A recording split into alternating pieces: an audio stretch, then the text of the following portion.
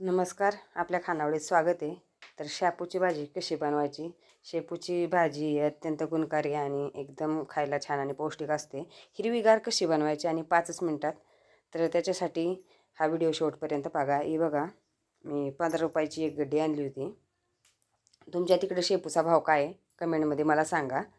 शेपूची भाजी मी निवडून घेतली होती आणि ती स्वच्छ निवडून घेतल्यानंतर स्वच्छ बारीक चिरायची आणि मग धुवून घ्यायची.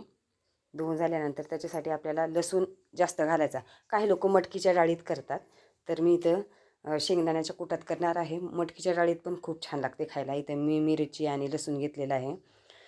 तर हा चांगला परतून घेणार आहे. मीठ टाकलं आहे. चांगलं भाजून घ्यायचं, म्हणजे मिरचीचं तिखट लागतं. तुम्ही इथं ठेसून पण टाकू शकता, म्हणजे बारीक करून. हे बघा, इथं टाकलं आहे. पाणी ठेवायचं नाही भाजीत. चांगलं तेलावरच फ्राय करून घ्यायचं आणि चांगलं उलटंपालटं करून घ्यायचं. भाजी हिरवीगार राहण्यासाठी जास्त वेळ झाकून ठेवायची नाही, लगेच झाकण उघडायचं आणि असं हलवायची भाजी. पाणी सुकून गेलं की मग आपण वरनं भाजलेलं शेंगदाण्याचा कूट टाकणार आहे. हे बघा, शेंगदाण्याचा कूट टाकून झालेला आहे आपला.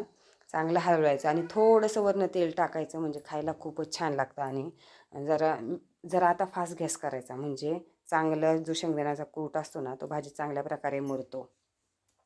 आता झाले आपलं शेंगदाण्याचा कूट टाकून एकदम मस्तपैकी.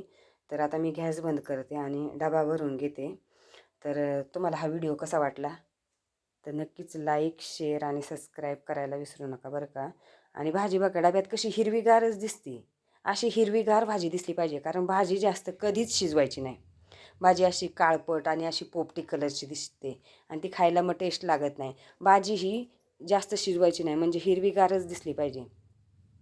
तर पाहू शकता, अशी भाजी हिरवीगार असली ना, किती पण खा.